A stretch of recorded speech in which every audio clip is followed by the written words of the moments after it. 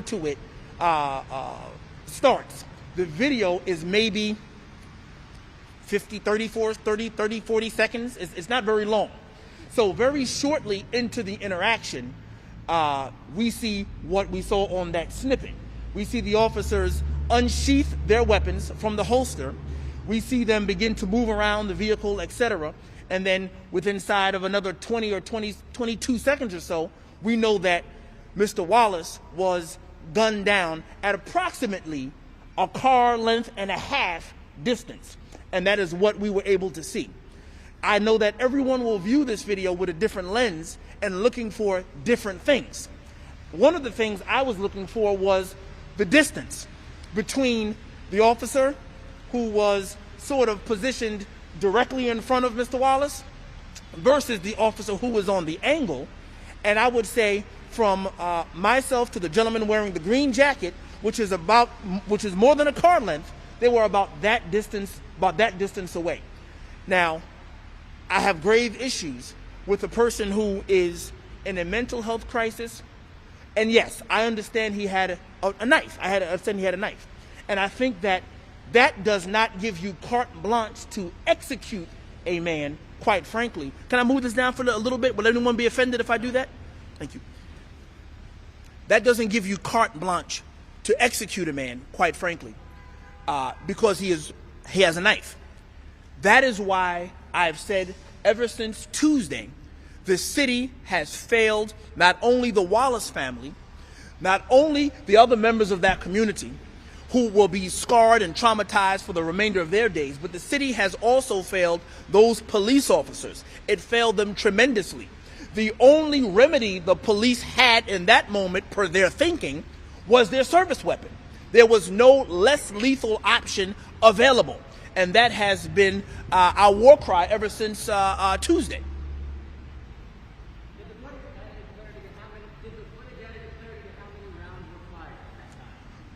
No, the footage didn't, quite frankly, because if you listen to it, it sounded like band members together. Rup, rup, rup, rup, rup. That's how it sounded, right? To the tune of 7 times, and of course, doing the King's math, that's 14 shots. We know he was hit 14 times. So what I'm saying to you is, what other than death did you intend when you shoot a man, each officer, 7 times apiece? Do you understand what my answer to you? And so, if in fact you were, now you'll hear from the first shot, and you'll see when you have the opportunity to review the video, from the first shot, it was almost instantaneous incapacitation. So I would say mission was accomplished on shot 1. Do you follow what I'm saying? 13 additional shots were wholly unnecessary. Now, get my entire statement. None of the 14 shots were necessary. But if you were going to shoot, the first shot incapacitated the man. There were 13 shots to follow, which is why he is no longer with us. Can you describe for us the officer's interaction with Mr. Wallace? Yes, Jeff. What they say to him? Sure. How many times they say it to him? Yes. And does he ever, at any point, acknowledge what they're saying to him? Jeff, that's a fantastic question. And so I'll answer it this way. When Mr. Wallace comes out of the house, at least on this video, we don't hear him say anything. It seems to be a person in sort of a cloud or a stupor or just not appreciating the gravity of that particular moment, which would align perfectly with what the family was shouting. He's mental. He's mental. He was behaving like a person who didn't appreciate the gravity of the circumstances, with officers saying, drop the knife, get on the ground. Just, it's a lot of commotion and chaos. You had his wife shouting at the police, don't shoot him, he's mental. You had his mother shouting, Lord, my baby, don't shoot him, don't kill him. You had the officers shouting their police commands. It was a lot of chaos. In terms of movement, I think we saw per the snippet, the officers were moving around the vehicle, but what you did not see and what you will not see, and mark my words on this, you will not see a man with a knife lunging at anyone that would qualify as a reason to assassinate him in front of his family. That you will not see. What you will see is a person with at least a car length and a half distance away from officers. You will see a person walking around, not even speaking, right? You would think that someone who could appreciate what was going on would at least be talking and saying something.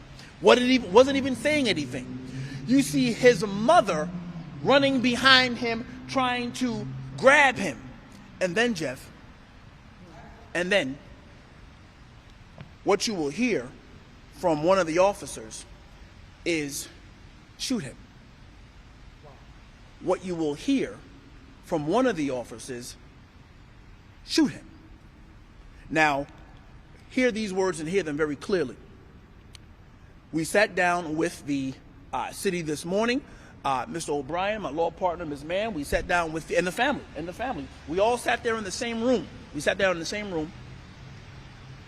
And we asked them to play that portion again. And one of the officers, because they haven't released the names yet, so I'll refer to them as the officer who assisted with the scooping of Mr. Wallace in terms of putting him in the car, and then the other officer who stayed on the scene. When you watch it, you'll know what I mean. The officer who remained on scene is the officer that approximately 3 seconds prior to firing the first shot says, shoot him. And so what I'm suggesting to you, Jeff, is that when this officer had his mind made up, and his mind was made up to kill this man because he had no other option available to him.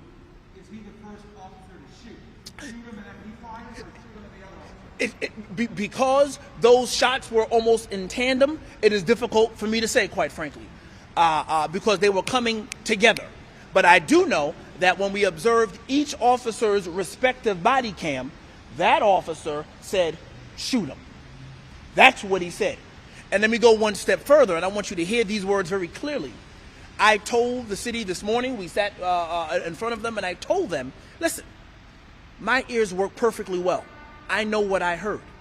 We intend to tell the media at our press conference that that's what we heard, okay? I don't play sandbag. I think it's unprofessional, and quite frankly, the city has been transparent with us thus far. So in the spirit of transparency, I told them I'm going to tell you what I heard. Does the city dispute that? Do they say they don't hear that answer? They'll have their own press conference, I imagine, if they dispute it. But when you had a conversation with them, you're sitting there, did they suggest to you that's not what you're hearing? I wasn't challenged on it, I'll say that.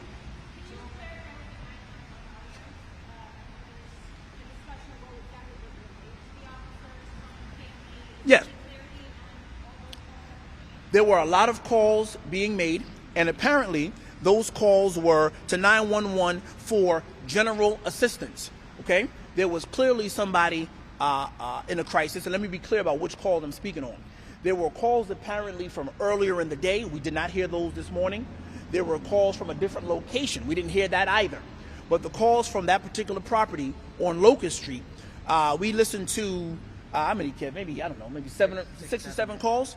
And the calls leading up to the one in which brings us together. And those particular phone calls just seemed like there was a spirit of chaos at the property, okay? What were they saying? They were pretty much saying we need, there was a portion of it that asked for a medic because Kathy was experiencing some issues. They said that Mr. Wallace here seemed faint, so medics were requested at one point.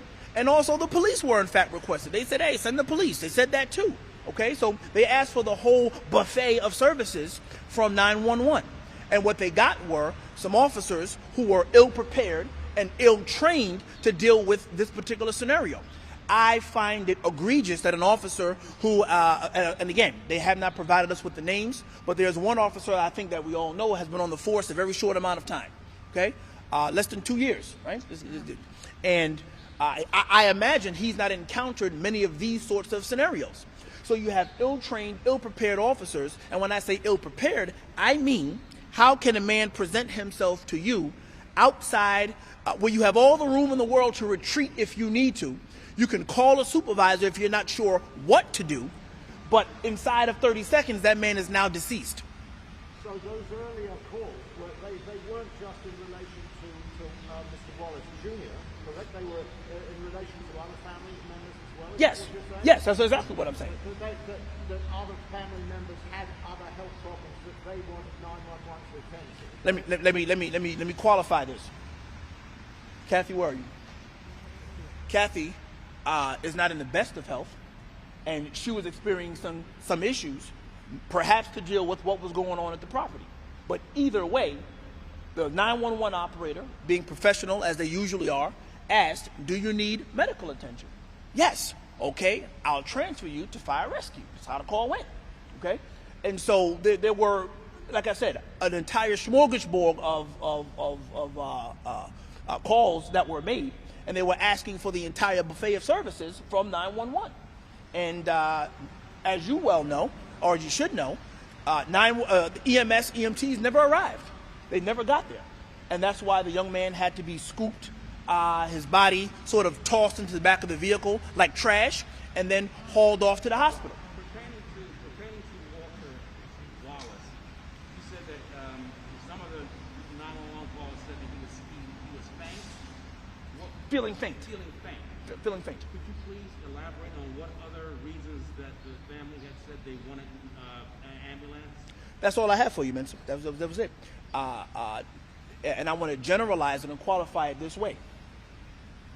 If I call 911, I expect A, per my taxes, a rapid response.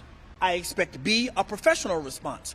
And I expect to have my issue remedied in a way that doesn't qualify my wife to have to bury me. You understand what I'm saying? That's what I expect. And so they didn't get that. So whatever the call was for, I assure you, those three things are what they wanted. They did not get that. And so today, Ashana Winter Matthews is born with no father to hold her, no biological, sure, she got a granddad, sure.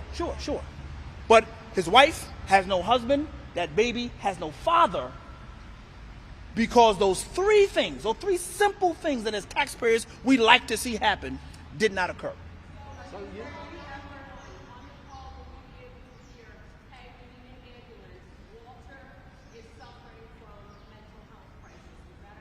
No, ma'am. It was said when the officers arrived, when they were there. And you will hear who I'm going to tell you is Dominique Matthews screaming that on the video upon arrival. And was there any effort at all to escalate the situation and visible in any way on the video or the victim said that they usually try to de-escalate the situation before they come? In 2 words, absolutely not. And the reason I say that is because the moment an officer takes their service weapon out of the holster, the situation has escalated. It has escalated, okay? And they teach you that in the academy. And so, no, the answer is there was no attempt, no viable attempt to de-escalate. De-escalation is not just shouting, drop the knife, with your weapon out and pointed. That's not de-escalation. You're outside. There was nothing stopping these officers from perhaps retreating to their vehicle, calling a supervisor, getting somebody more trained. No one called for a CIT trained officer. No one did that. It would seem like you would call for an officer who was trained in electronic control devices, weapons. Seemed like you would. They didn't do that either. And so it was a panic. It was instant panic from those officers. Struggle so severe during Monday that he had an altercation with anybody else in the home, in the neighborhood that day? Was he in that kind of state?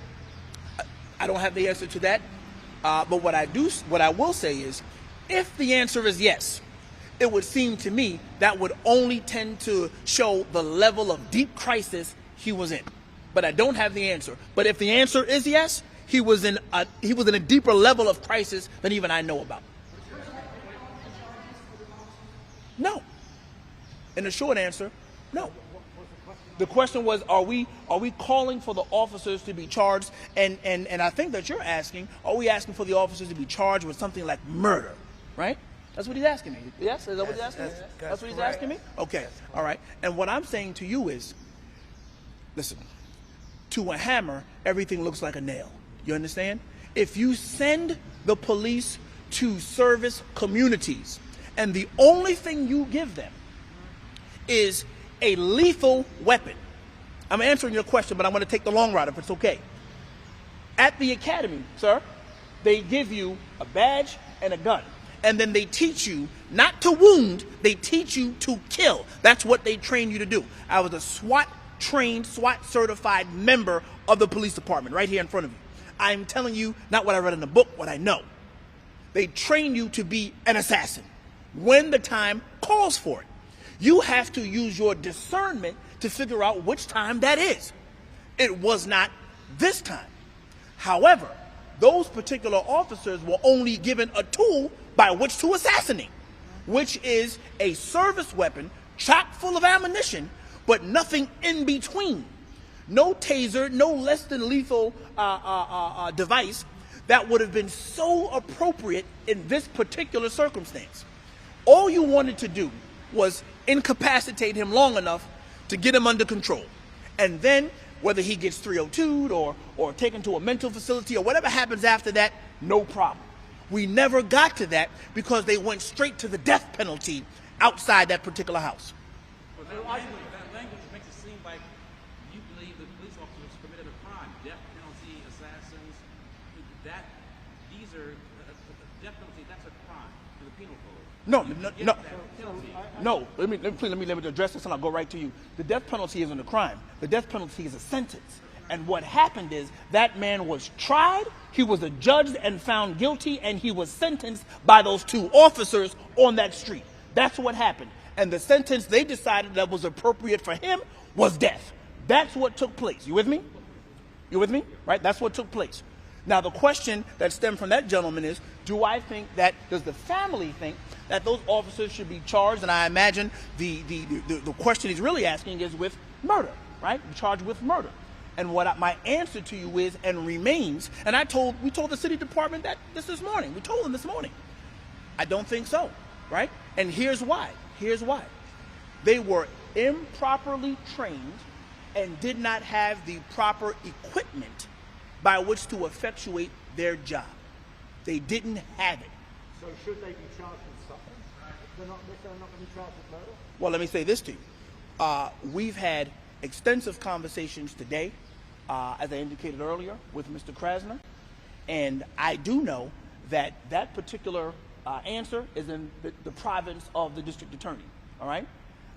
Thus far, and I'm qualifying my words and I'm choosing them artfully, I said earlier, so far there's been strict transparency, right? So far there's been transparency. I would be disappointed, the family would be disappointed if somehow that transparency went away and things sort of made a left in a way that we weren't expecting. I expect there to be, this family has been promised a full investigation. This family has been promised whatever the city's version of justice is, this family has been promised that. So it's fine for the police commissioner, for the mayor, for the district attorney, everybody to come to the church on Tuesday and we kumbaya with one another and hold hands. That's all very good. But now the hard decisions have to be made. So those are very sexy questions to ask. Do you think they should be charged? But here's the kicker. Does the chief lawman in our county, whose office is right behind us, does he think that? That is the question.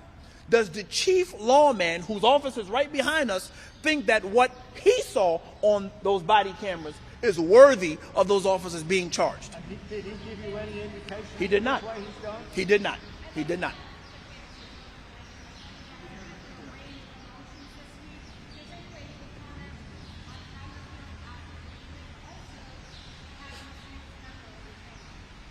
I'm going to reserve that one, and I promise you I'll have them answer it, because when I step aside, I'm going to give them to you. Any other questions? Before you step away, just for logistics, what city officials were with you and the family when they saw that video? And where was it shown? We went down to police headquarters. Okay. We went down to police headquarters, and I didn't. Let me tell you who was represented. It was the city law department was represented. The city solicitor's office was represented, and high-ranking members of the police department who are in direct communication with Commissioner Outlaw were in attendance. All right, so at some point, Commissioner Outlaw did come in, not during the viewing of the video, well after, but to reiterate her condolences and let us know that she was giving us the full freight of her officers to investigate with the officer-involved shooting unit. And how many times was the video shown? As many times as we needed it to be earlier. We watched it quite a few. Because we stopped, we freeze frame, back up. We did it quite a few times. But enough until I was satisfied at what I'm telling you now. And did the police department indicate how long the investigation is going to take and when they're going to release the video? They did not, which is why when I began, I said that, we're moving pretty quickly, right? Today is Thursday. This killing happened on Monday. And the fact that we're even discussing the release of the video is all moving pretty quickly, all right? And so I'd hope